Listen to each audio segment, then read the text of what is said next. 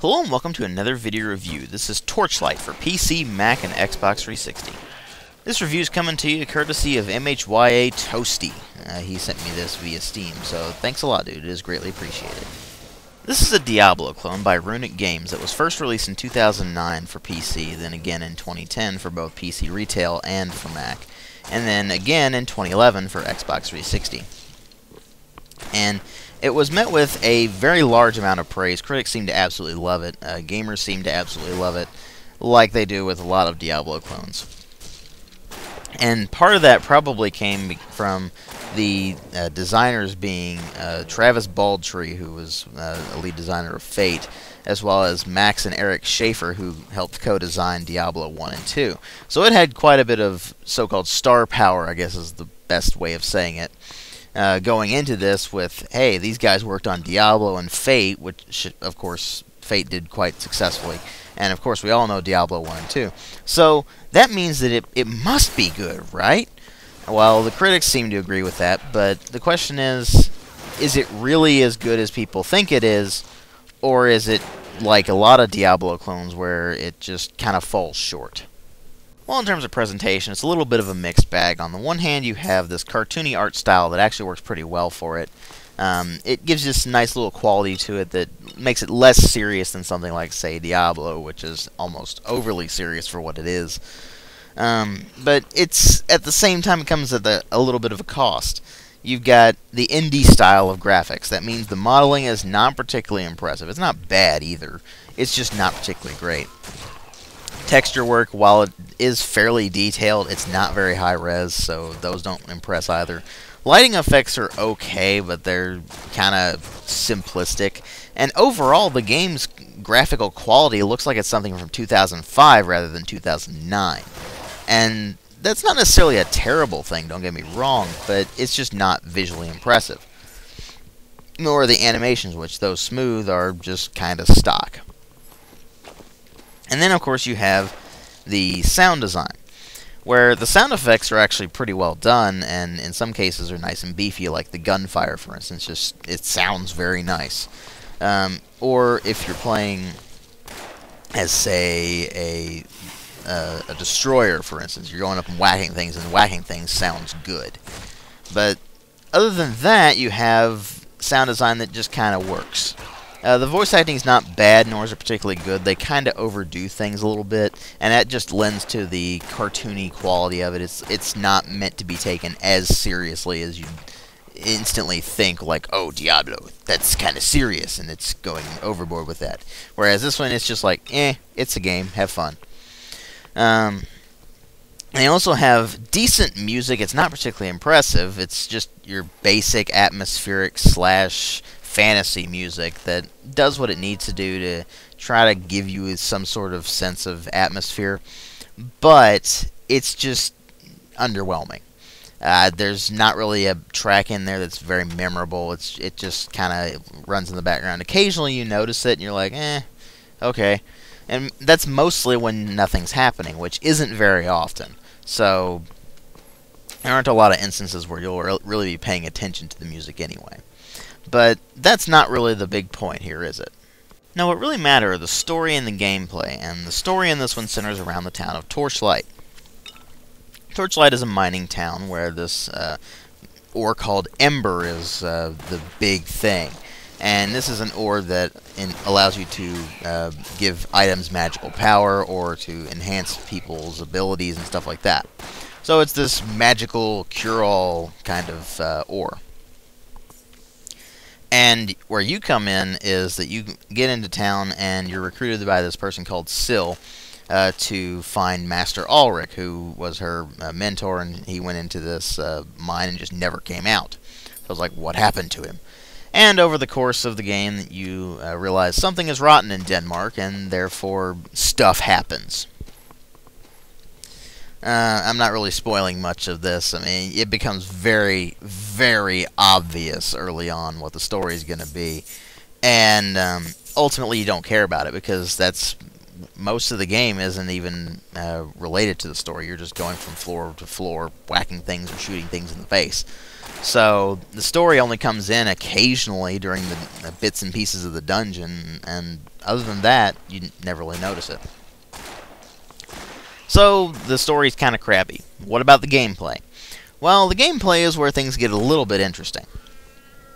It is a Diablo clone, which means it follows this kind of established formula of point and click, and from this top-down perspective, where you click somewhere to move or to attack or do something like that, or pick up an item or whatever.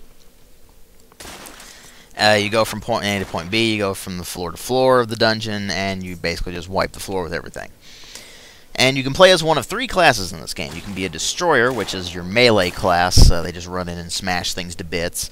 The Alchemist, who is your mage class, they can also always just throw fireballs and stuff like that. But they can also summon things, and they have a bit of steampunk worked in there where you can summon robots and stuff. It's kind of cool. But other than that, it's your basic mage class.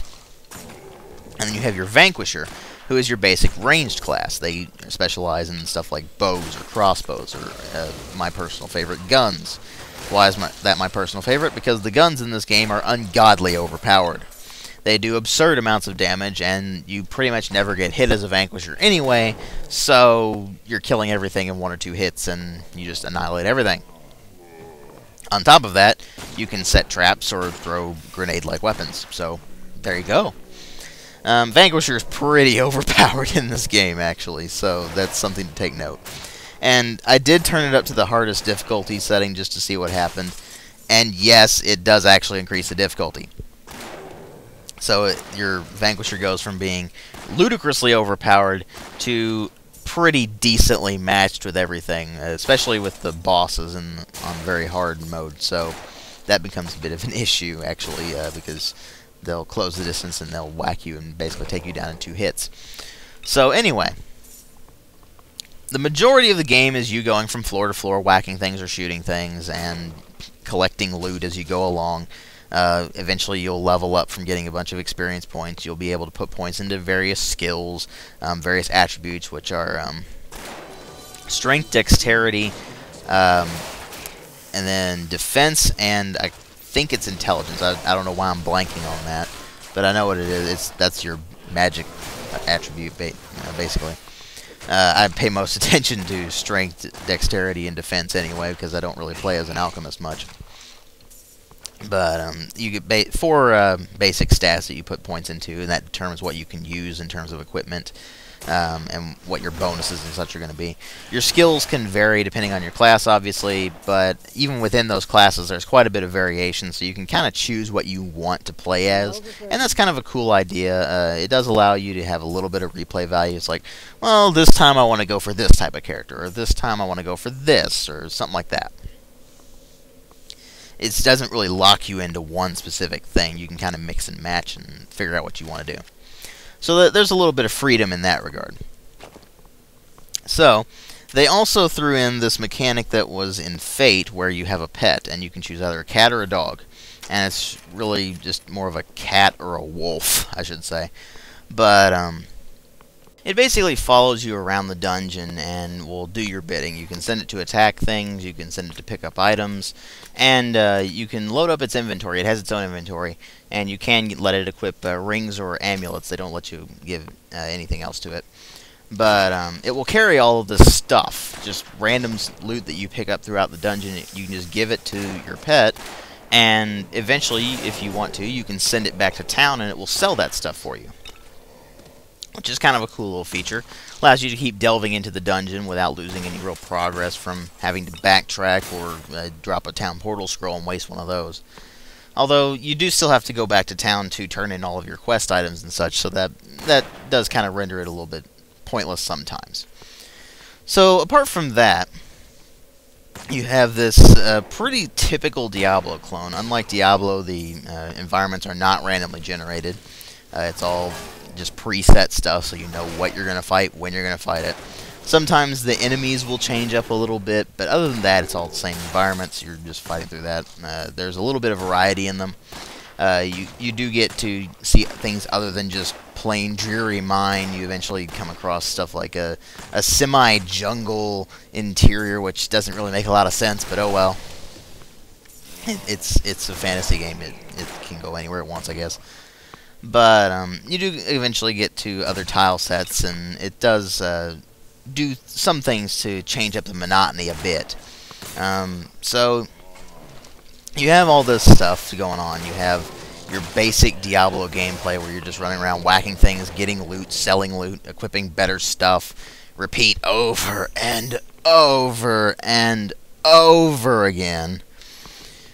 And other than that, there's not really much to say about it. You do have side dungeons, and you can complete those if you want. They're just additional quest lines. But it's your pretty typical Diablo clone. And that's its major downfall. You see, I don't like Diablo. In fact, I can't stand Diablo. At least the first one. I haven't played the second or third one yet. But the thing about Diablo was I found the gameplay to be extremely monotonous, extremely boring. I mean, you are doing the exact same thing in the entire game, and there's really no point to it. And that's exactly what I felt like I was doing here. Even though there is a storyline, I felt like I was just delving into this thing mindlessly for no particular reason. And that's the problem with it. I just find that gameplay extremely monotonous, extremely boring. And this one is no exception. There's no multiplayer either, so that doesn't help. But even switching up the difficulty to make the game a more intense experience didn't help. It didn't make it any fun. I just felt like I was going into this thing and be like, here we go again. So I guess if you like Diablo, or you like Diablo clones like Fate, for instance, then you'll probably like Torchlight. It's more of that kind of thing.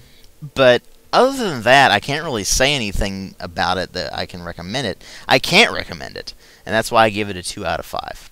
Thanks for watching.